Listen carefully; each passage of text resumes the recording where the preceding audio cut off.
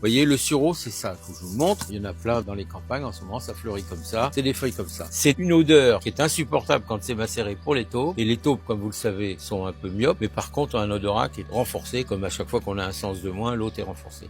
Donc, elles sentent ça. Elles s'en vont plus loin, c'est tout. Et c'est tout ce qu'on leur demande. Alors, le sureau, on le prend et on va le couper comme ça, vous voyez. Faut le hacher. Pas trop menu, mais le hacher un peu, peu importe. Et on va laisser ça macérer pendant 8 à 10 jours. Alors, on utilise bien un seau pour toutes les décoctions qu'on va faire. Pas de seau métallique, hein, ça fait une oxydation. Donc un seau de 10 litres d'eau. Pour 10 litres d'eau, il faut 1 kg de feuilles. Pour toutes les décoctions qu'on va faire, c'est toujours 1 kg pour 10 litres d'eau. Mais là, j'ai un épais, et c'est déjà pas mal, 500 grammes. Donc je diminue évidemment la dose d'eau par 2. Donc j'ai 5 litres d'eau qui macèrent. Je finis de compléter avec l'eau. J'aurai 5 litres d'eau dans lesquelles vont macérer 500 grammes de feuilles de sureau. Donc elles sont là. Ce sera pareil pour les autres. Je les ai pesées sur ma petite balance Roberval qui est ici. On va le couvrir et on va laisser macérer pendant 8 à 10 jours. C'est ce que je vous disais. Dans l'eau, comme ça. Si on peut, de temps en temps, remuer. Vous voyez, 2-3 fois par semaine, si vous pouvez. Enfin bon, c'est tous les 2-3 jours. Vous remuez un petit peu. Après, quand ce sera terminé, il faudra, bien entendu, filtrer tout ça. Parce qu'on aura des impuretés. Il y a une autre technique que j'ai pas utilisée, mais qu'on peut utiliser. C'est mettre les feuilles dans un sac de jute. Un sac à pommes de terre, vous voyez. Un sac troué ou un filet, quelque chose. De façon à ce qu'il y ait moins de parties qui se baladent dans l'eau. Bon, ça c'est le point. Mais de toute façon, il faudra filtrer. Et une bonne façon de filtrer, soit vous avez un chinois, soit vous avez tout simplement un bas de femme. On va dire un bas résille, hein, un bas normal. Alors après, au bout de 10 jours, ce sera prêt. Vous n'aurez plus qu'à le mettre dans le pulvérisateur ou dans l'arrosoir même, ça va très bien. Et dans les trous des galeries, c'est pas pour tuer les taupes. Les taupes, on les respecte. Ce qu'on veut pas, c'est qu'elles aillent perturber nos semis dans le potager, c'est tout.